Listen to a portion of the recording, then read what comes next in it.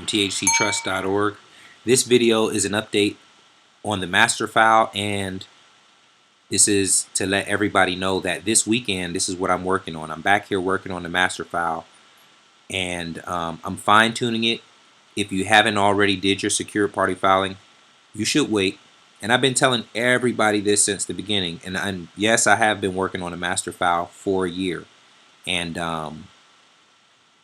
although I have secured party creditor filings, the master file filing has not been recorded yet. Why? Because we're working out certain little kinks. Not because we can't record it, not because it's not already in a better condition than anything else that's out there, but it's because we have certain objectives, and we know that certain foundations have to be in place to reach those objectives. So it's not just myself. We are really going in here and we're extracting the jewels and what is necessary to perfect your status, operate in commerce, and access your estate. Now, one thing I want to say is, for anyone who makes the $150 donation to thctrust.org for this master file, it's non-refundable. So keep that in mind right now. It's non-refundable. So don't make the donation if you think that if you think that for some reason, if you're not satisfied, you can be entitled to a refund. Why is it non-refundable? Well, because right now, and I'm saying an honest, fair assessment valuation of what's in the master file, it is at least worth $2,000 worth of legwork, information, digging, and it's really worth that. So for $150, as soon as you look at it and spend 1 hour in it, you're gonna probably learn, or you download those resources there, you've already benefited at that point. This I do know. So there is no refunds, and although it does come with my telephone number for technical support, that is not any type of obligation that I have to you. If I get too busy and I don't pick up my phone ever again, this is not a part of what you're entitled to. Only thing I'm doing is sharing my research, and for the $150, you are supporting us. Unfortunately, I have to say this because although I've been maintaining the same position since I've been into this commercial thing, a lot of people think that I'm trying to convince them that they should buy from me because I have some type of remedy or something like that. And that's not my position. I'm just a researcher. So I've had not a lot, just a very few people. I've had a very few people coming in and then just saying, oh, I'm overwhelmed. This is too much. You're not available. I want my money back. And it's like, bro, many people can vouch and tell you all the time that they come asking about the master file, and I say, hey, you might want to go look elsewhere. I don't have what you're looking for. You understand what I'm saying? So I'm not here to, well, that goes without saying. So I hope you guys better understand my position. Now, for those of you that have the master file, you have my telephone number. Feel free to call if you have a question that's quick and to the point. I have been putting a lot of you guys on hold when you called me. I know that because I've been telling you, wait for me to come in here and get these updates. Now, just so you know, I've been saying that the updates would take place in about a week or 2 weeks, more than a month and a half now, and that's unsatisfactory. Unfortunately, I didn't foresee some of the things on the table that I was going to have to deal with in regard to mortgage and real estate issues. So I just kind of finished up a whole lot of research over there because I was dealing with the government, dealing with a servicer, and I was doing some discharge debts and things like that. And I finally did the essence of everything I can do with that and closed out the matter. Right? Now, are they going to be an honor and all that? We shall see. Right now, it's just been straight silence. But if you want to see that information, premium members, you have that. Go check out the last 2 videos that I did on the mortgage stuff. Look at the mortgage blueprinting. So now I'm going to give you just an overview of what changes are occurring, or what changes are going to occur. And the master file pretty much is done, but I am in this finalization. I am going to address the matter of bonds. Do you want to create a bond? Do you need a bond? How will you go about creating a bond, and whether I can create a bond for you? And generally the answer is no. You understand what I'm saying? Just like they say when you read the statutes and the codes, generally this is such and such, but there's always a a special condition. You understand what I'm saying? So there's generally, and then there's specially or specifically, in under certain circumstances, right?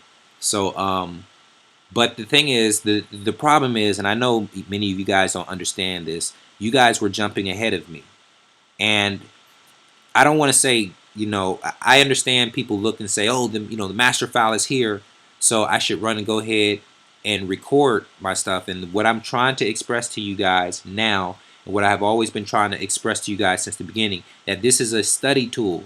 There have been people, as a matter of fact, I met with one of them last week, but there have been people that took the information in the master file based off of it and along with the stuff that they already knew, and they were able to set their estate up in such a way to draw millions of dollars, millions, and I'm talking about $1 million returns drawing from their estate because they registered their trust in their UCC properly, exactly what we're showing in the master file.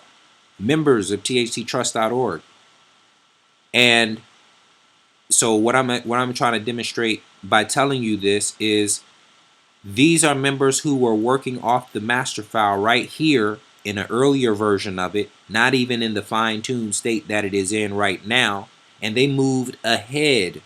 The questions that they had, they didn't. It's okay for you to ask me questions, don't get me wrong, but they understood that, okay, Tex is moving at a slower pace right now because how he's fine-tuning and putting this together, but I have enough information to perfect this to go after the objective I'm going after.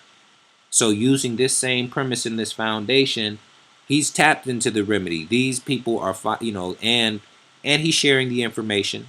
So you guys are also benefiting from the information if you're researching. And that's another reason why this is undergoing updates, because it's already been sufficient, but now that we're back engineering, we're making it even more strong from the very beginning. But nothing really changes, it just gets stronger. We were adding a couple of different things to the master file. So now that we're not only dealing with the registration of the trust side of it, the registration of the security entitlement, securing the estate in the UCC1, we are also, and we're also now incorporating making sure that your estate trust and the management functionality of that is set up appropriately with the IRS. So that's another reason why, again, we say this is not really a refundable type of thing, because it's $150 and you have lifetime access to it. That being said, the master file access, the way that you access it is going to change because we've had some dishonorable people. So you already know, if you made the donation before, I do have a record of it. If you lose access to the master file, contact me, and we will make sure that we get your access restored. This is when I eventually, if I start doing seminars, or if people say come out and speak to us, this is what's going to be on the whiteboard. This is where I'm going to be teaching from, because I can spend hours and hours speaking from this template master file blueprint. It is unfortunate that some people don't want to research anything. No matter how much information you put in their face, they just want you to tell them how to do it. Those are the people that you really won't make it far. If you don't have enough information, then the thing that you have to learn is research and patience. Don't be in a rush. Research and patience. That's how the brother just tapped into his remedy that I was just telling you about. Diligence. He wasn't leaning on us. He took the information and he done something with it, and then he bought it back. You see what I'm saying? So, okay. Now, so all of this is going to be updated, but this is what you really have to know. If you got the master file, there's 2 UCC filings in here. These videos talk about it. This is a template document and all that, but this is the national filing right here. And then down here is the secured party creditor filing. So really, those are the two important links in here. All of these are templates and things of the such. So let's just briefly start here, because this is just, and this is the UCC1 of the national filing. I'm going to briefly talk about some changes that are going to be written into the master file. Those changes are not necessarily reflected here, but I'll explain them. One is I believe, I still contend that your initial filing should be in Puerto Rico, Washington, D.C., both. Really, it wouldn't hurt to do them in both. Then when I say your initial filing, I'm talking about your national filing. And what does that comprise of? It comprises of the affidavit of title attached to the estate. We'll just call it that. And this will represent the estate or the certificate of live birth. Or I could have said a bunch of different things, but that's where it starts. They talked about the Rule 220 recording. You authenticate this. You authenticate this by, first, it has to be notarized. Now notice this doesn't have a notary on it, but I didn't have to worry about that because I can take this simply to a notary. Most notaries have a standalone certificate, and I can tell them that I need a jurat on this. So they'll fill out their standalone certificate. They'll attach it to this affidavit. Now I can now this affidavit can be recorded. So anyways, this is what I am attempting to do. And if you followed the mortgage video, you'll see it's the same thing.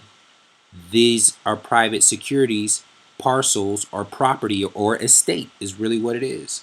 So we're putting an affidavit of title on an estate and we're recording it in a county because we want to get a page and a book number on here. So this is why I have been silent on the master file for some time now, because this is where our research has, let's say, left off. This is the last roadblock that we're gonna have to remove from the whole secured party creditor, national filing, correcting your status thing.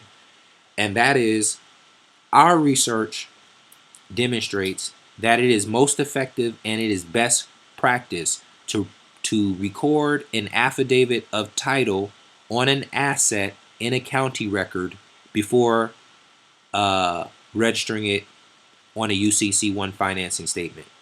And if you can't record an affidavit of title on that asset, which again is represented by this certificate, then you want to record an indenture or a memorandum of trust.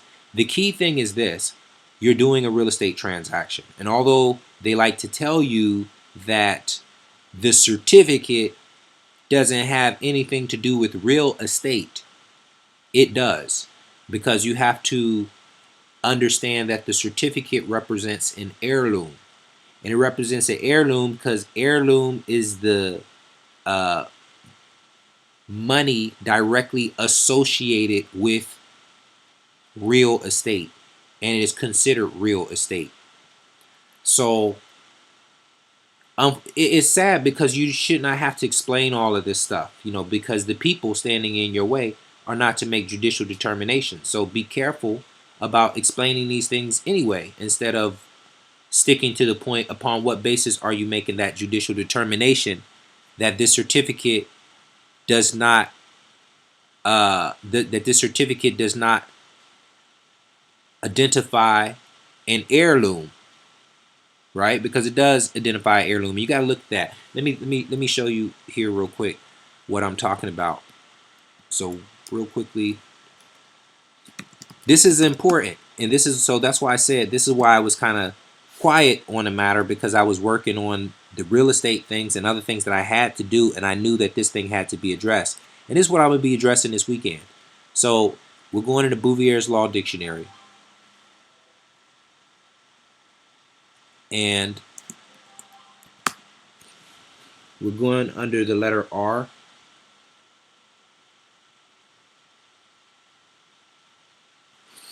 And so here's the thing. When it comes to these affidavits of title and affidavits of beneficial ownership,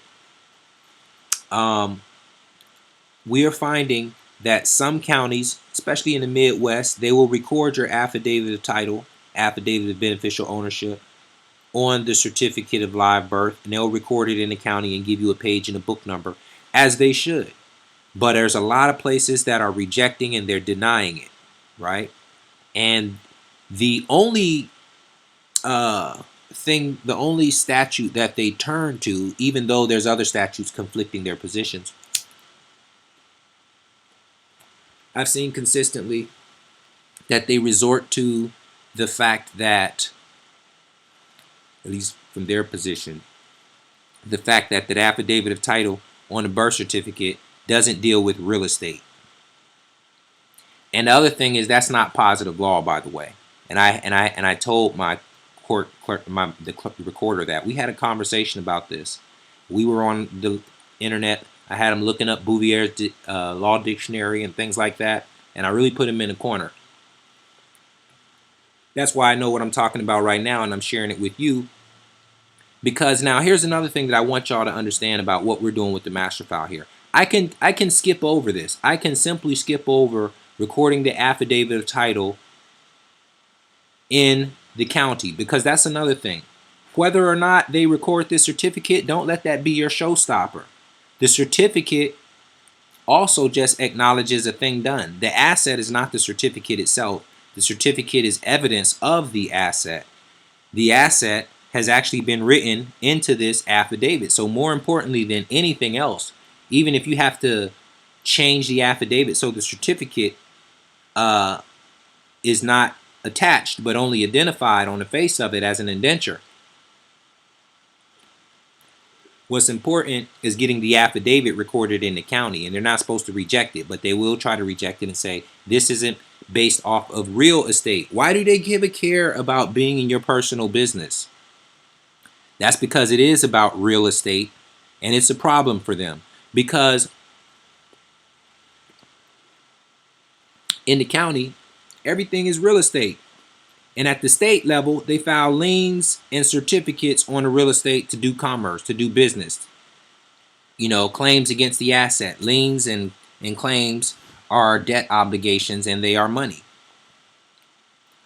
So they don't really want you putting a lien on your assets, is really what it comes down to. So they're going to say it's not real estate. And that's why I want to bring you to the Bouvier's Law Dictionary. And I'm in real property is where the definition was. But I know we're in real property, but this is what I want to show you. And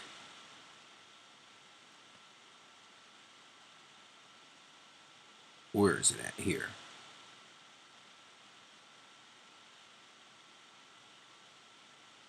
Okay.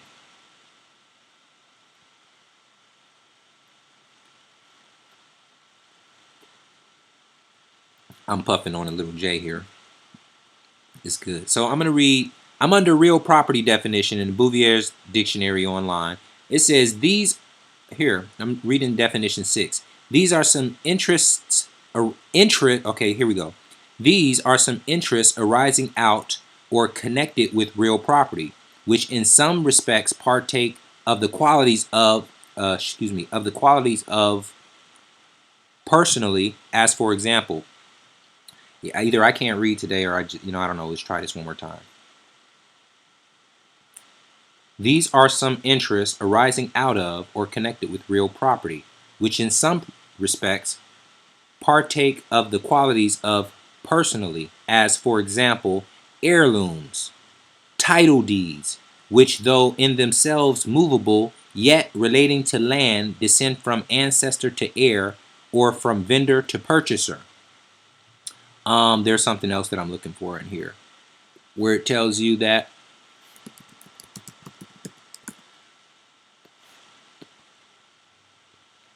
okay, let's try that again. These are some interests arising out of or connected with real property. So these are interests arising out of real property, okay? For example, heirlooms. Maybe that's what I looked up. Maybe we're in the wrong place. Something I was going to show you.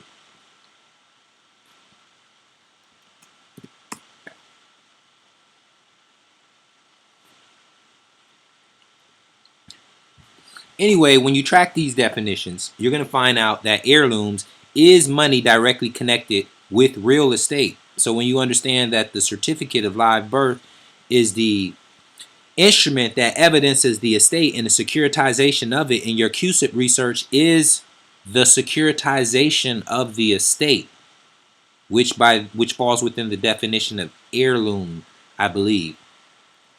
And I know we think of heirlooms as like trinkets and things like that, but you have to go into these definitions to find it. Let's see if I can find it.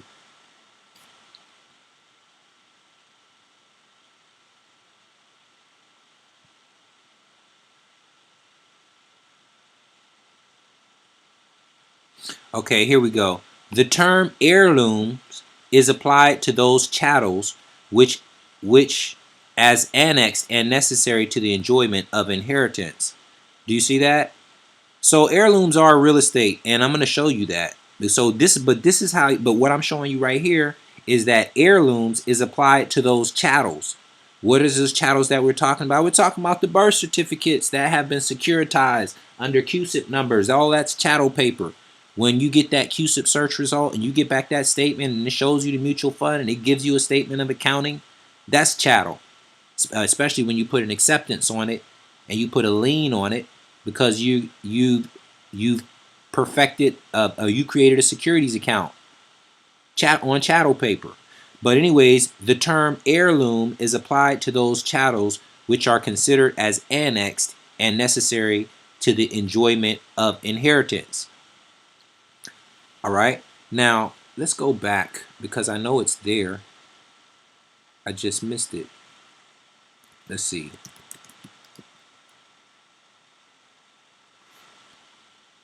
Okay, so here we are.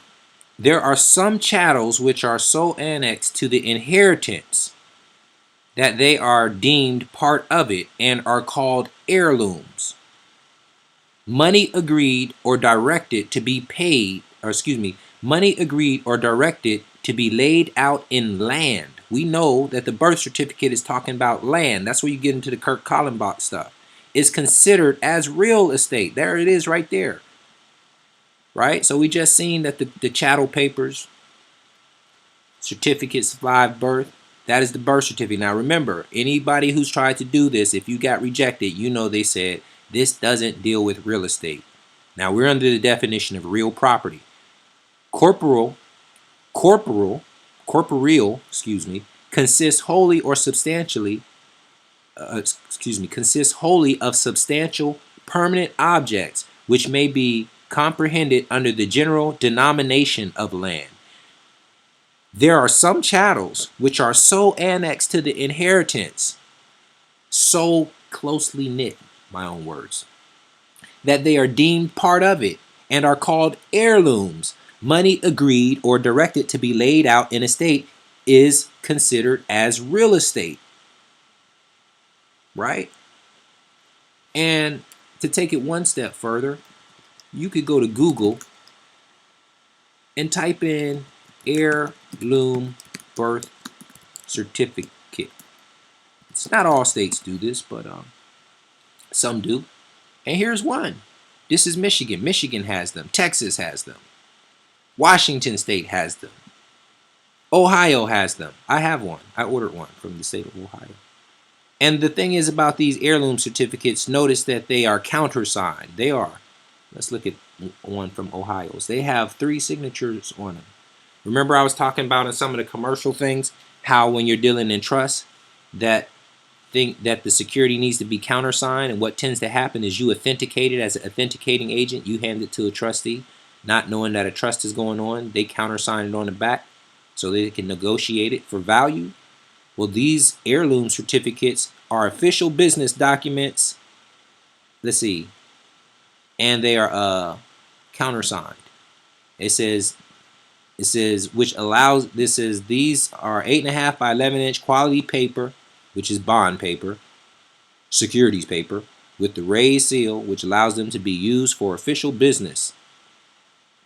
Let's look at one here. Here goes one. This is the one I got. Look at that, native Ohioan. You can't see it too good here, but I'll try to zoom in a little bit. Those are 3 signatures. That's the Director of Health. And the Director of Health is very important, people.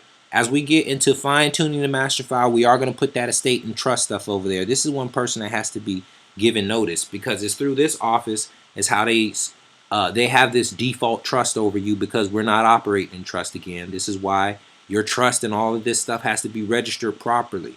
But you have to give him notice of that living trust and who's operating and who's making the call for your mental health, because this is how they come in and give you competency hearings and lock you up, and he has to deal with all that ward of the state stuff. So you got to go look at who these director of the health or director of the mental facilities. You got to look at that. The governor and the state registrar, these are the most important people. And they countersigned this heirloom certificate that is money directly connected to the estate. So don't take that stuff about, oh, this has to deal with real estate. You got to know how to bring that together. Now, so that being said, let's look at this UCC here.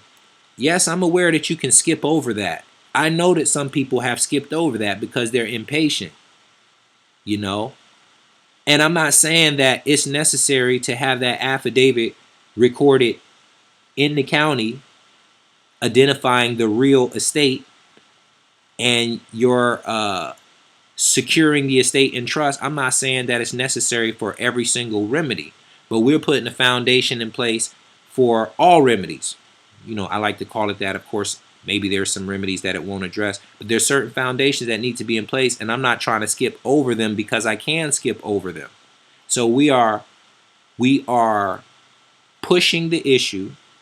You know what I'm saying? We're being respectful, and I'm talking about me personally. I am on the phone with the clerks. I am directing them to the same information that I'm directing you to, and I'm talking to them just like I'm talking to you. I wish I had that conversation.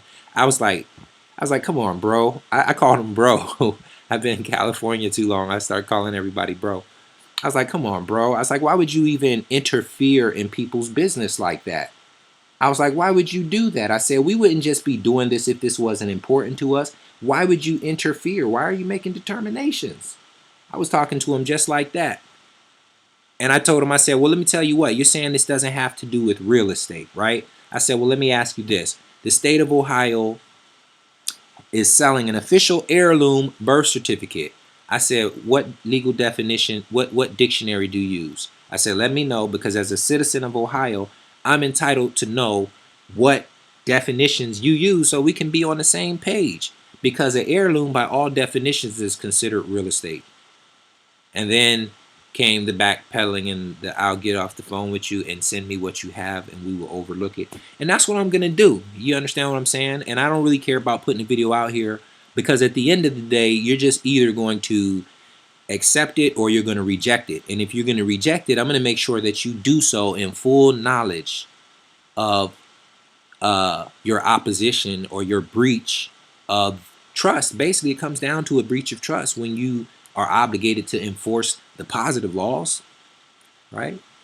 So, you know, and what are the positive laws I'm talking about? So check this out. Let's show you something.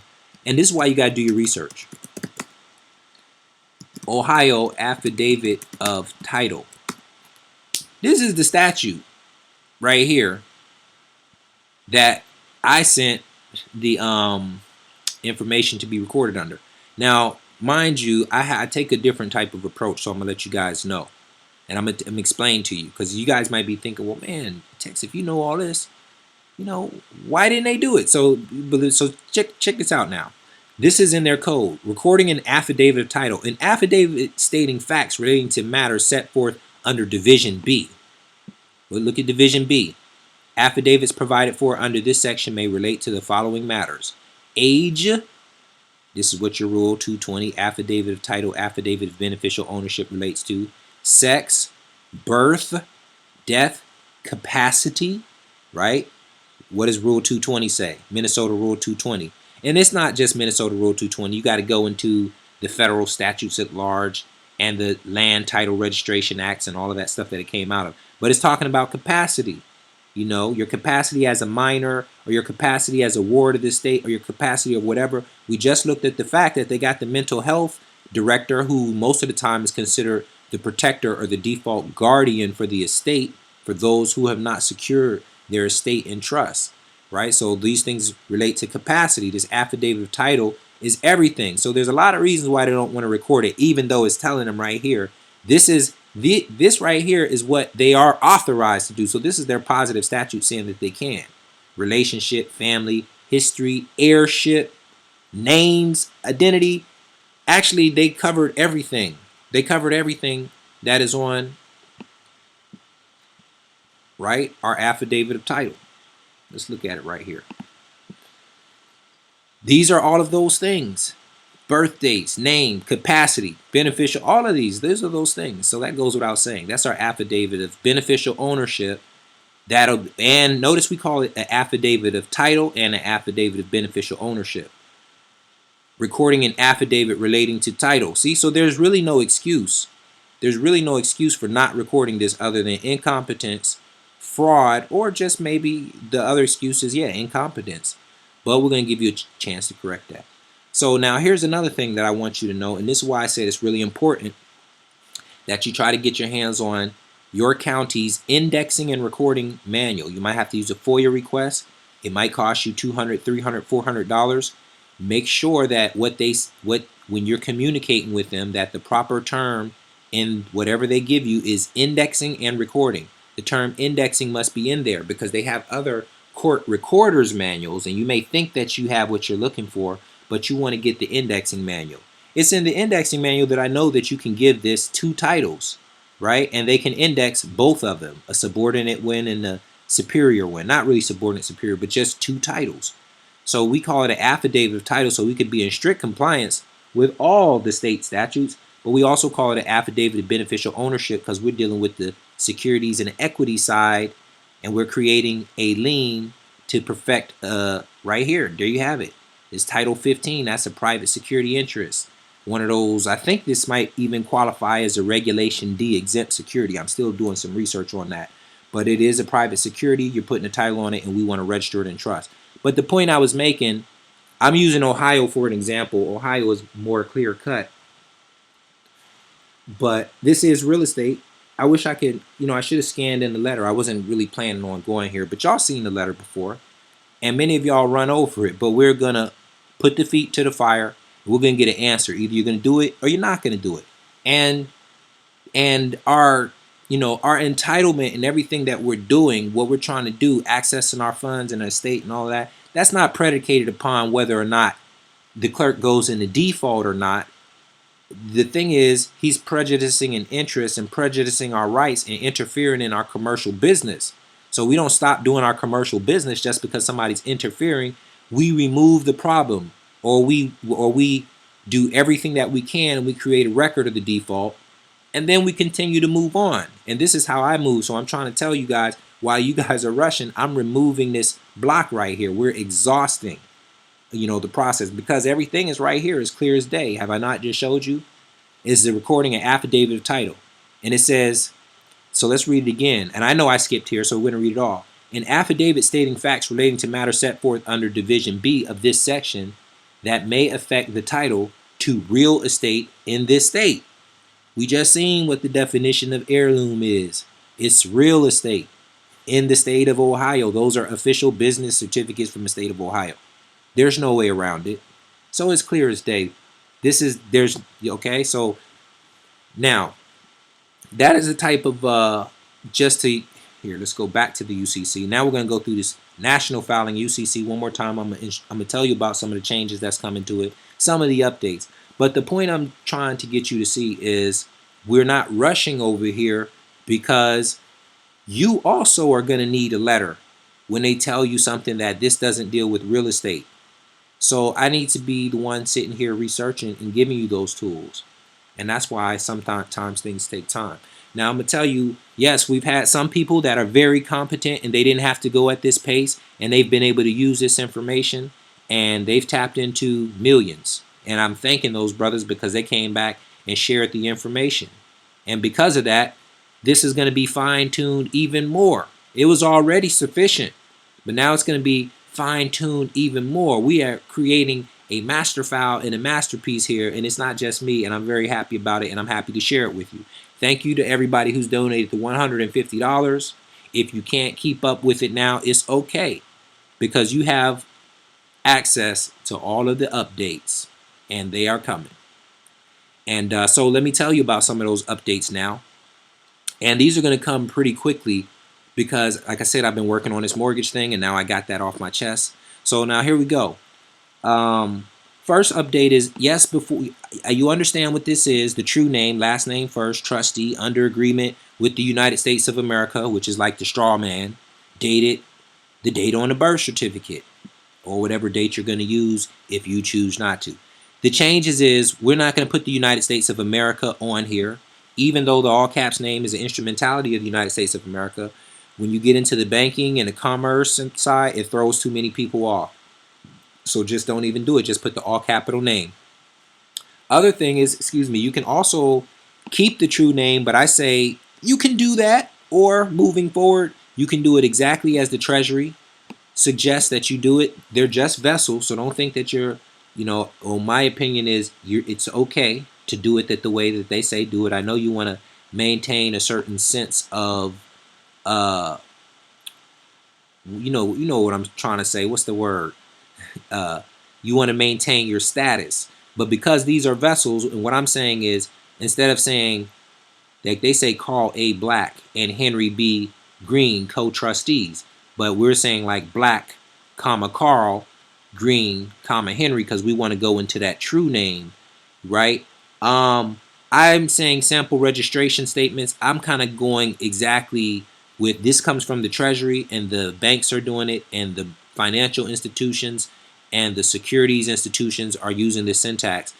And our goal is to not be impeded and not to slow ourselves down. So we know what we know. So moving forward, as I got deeper into this, I still, as you'll see when I update this weekend, that this is going to be like John Doe, trustee under agreement with all capital John Doe, dated 5/14, whatever.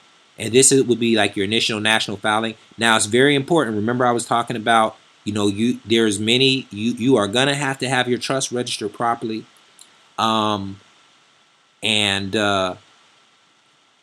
you're gonna have to have that. Yeah, you're gonna have to have your trust registered properly. We're gonna just leave that like that, and so that means trust registration statement, and there's some other critical things. Those will be discussed after I go through and make these updates. So anyways, now you know where the trust registration is. Notice we don't put the social security number on here because the UCC tells you they don't want it on here. Now this is important. Other things that's going to be in here is your SS4 form. We don't have that in here right now. This is what's going to be added to the master file this weekend. We're going to put your SS4 form. What is the SS4 form? That is the number that you're going to use to apply for your tax ID number for the trust that's managing your estate. This, if you don't already understand, I need to do a live call. If somebody has the master file and you have your own platform and you want to do a live call with me explaining some of this, that would be cool, because I really don't know what questions people have. I have a lot of the answers in my head, but I just really don't know always what the questions are. So this is your secured party, and this is your trust registration statement. So you have to think about what trust you're going to use, and then you create the trust registration statement based off the Treasury regulation. Now, what's going to be very important, listen to what I'm saying. This is an account. This is an entity.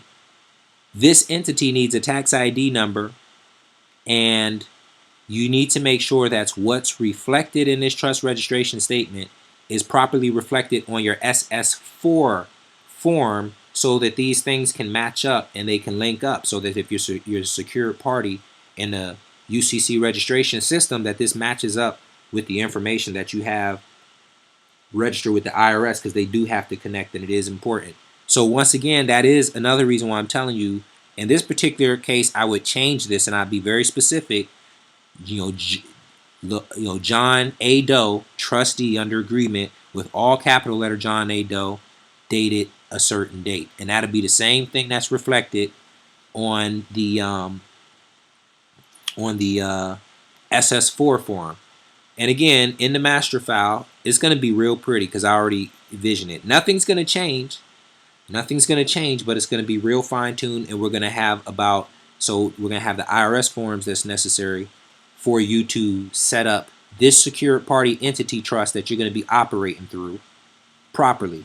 And that's going to be an SS4 form, Form 56, power of attorney, W8, and a couple of other things. By the way, I don't mind if you call and ask me questions. You got my telephone number if you have the master file. But I prefer that you be patient and wait till I get all these updates in there. Or if you ask the questions, just ask because you want to gain your understanding, but don't be in a rush to move. Okay, so let's read the statement here. I don't remember what it says. This record establishes the official book entry and accounting for the attached documents of title and the underlying assets indexed there too, including the certificate number and the net assets. Yeah, I like this right here. I might word that up differently. It might be cool, whatever, but I like that. We are securing the estate, people. And now, if your state offers the heirloom certificate, I suggest you get it. If your state doesn't offer the heirloom certificate, then then maybe you just authenticate your birth certificate. Get those 3 levels of authentication on it. Now, something else though, notice here too, and this is a longer version of the affidavit of beneficial ownership. When you look at my UCC, you see there's a much shorter version. So obviously somewhere in my research I found that it wasn't necessary to put all of this stuff in here. So this is an earlier version. And you also see I have the tracer flag on it now too, where the tracer flag is not here. But it's cool. Everything's going to be updated. Thank you for you guys who have supported thus far. I'm telling you, you know, if there's a way that I can deliver it to you better so that you can better understand how to facilitate and put this all together, let me know. But I'm gonna do my best this weekend when I represent everything. Okay, and it is a beautiful thing. Trust me, yo. This master file is powerful.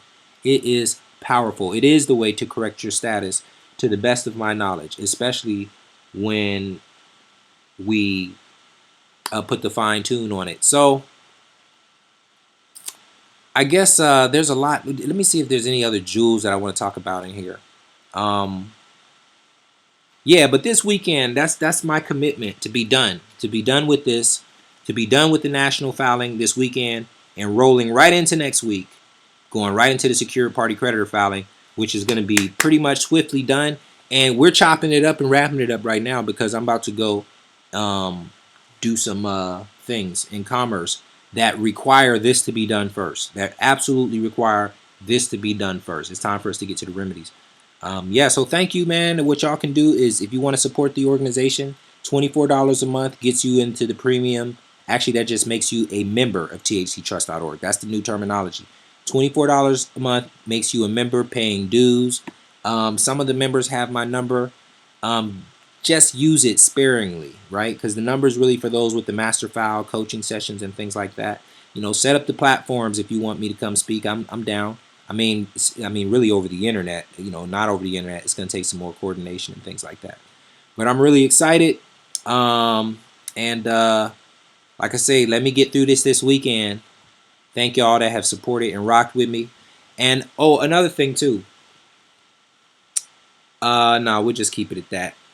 Peace.